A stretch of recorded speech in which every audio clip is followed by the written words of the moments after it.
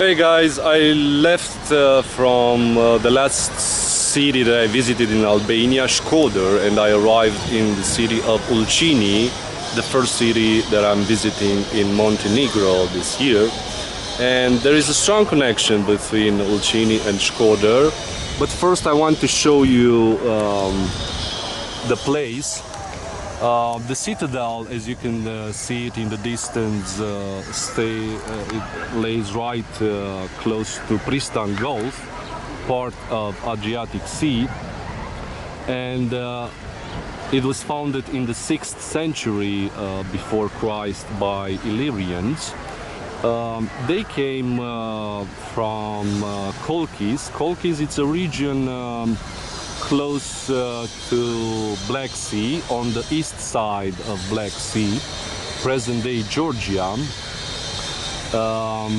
And the first name of this city was Kolkinium. They kept this place under their rule until 168 before Christ, when the Romans took the rule of this area. After the division of the Roman Empire, the place fell under Byzantium, and they kept it until the 9th century, when the Slav people came here, and they ruled it alternatively with some powerful local families from here, especially one family that can be mentioned is Ulcinj family. They were the ones who also built this tower, Ulcinj Tower. It's one of the landmarks of Ulcinj. The last floor was built during the Ottomans, and also a dome on the first floor. In 1405, the Venetians came here and they conquered the place. They reinforced the citadel and the walls, and also built Palace of Venice, which today is a private, luxurious hotel in the middle of the fortress.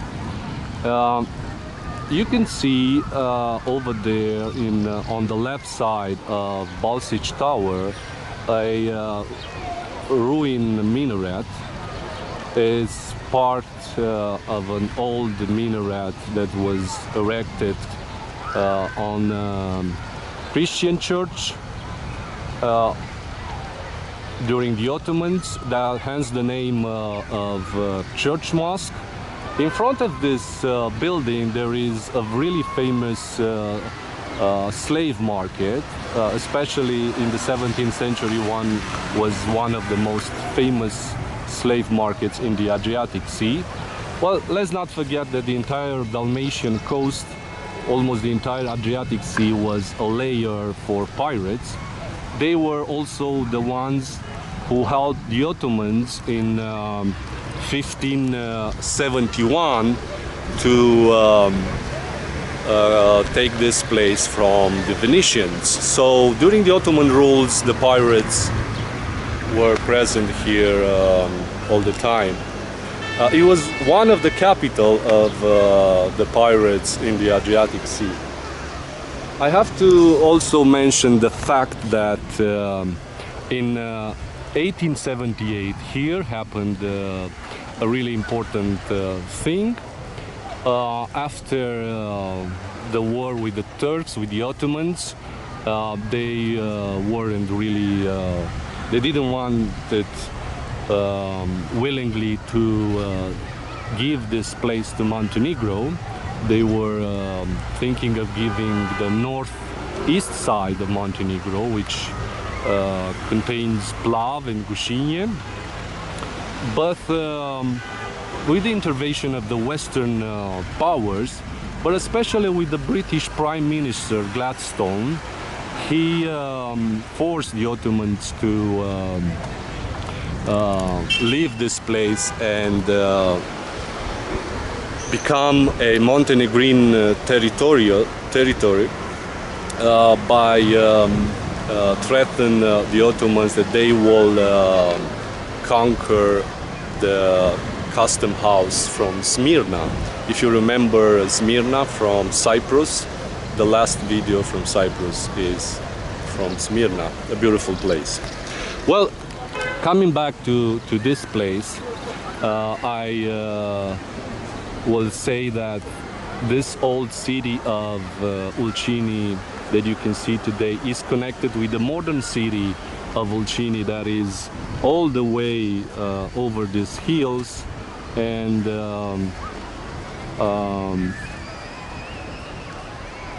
it's quite crowded now. We are in the middle of July, and as you can see,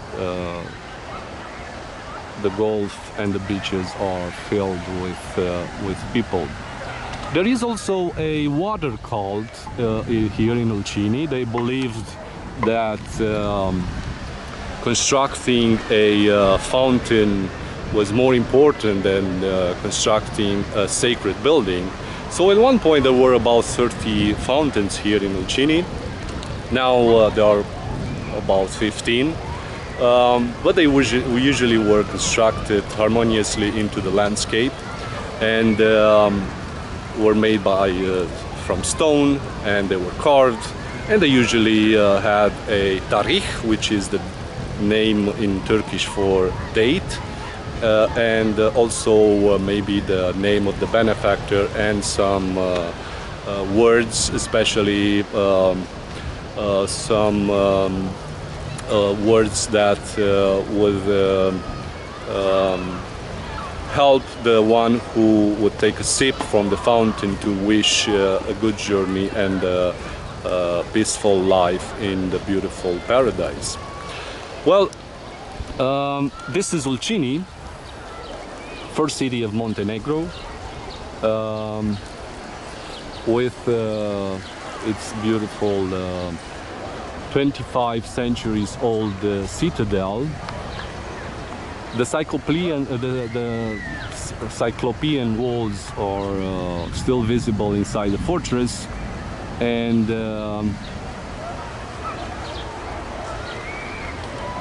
this is Ulcinj. I'll see you next time.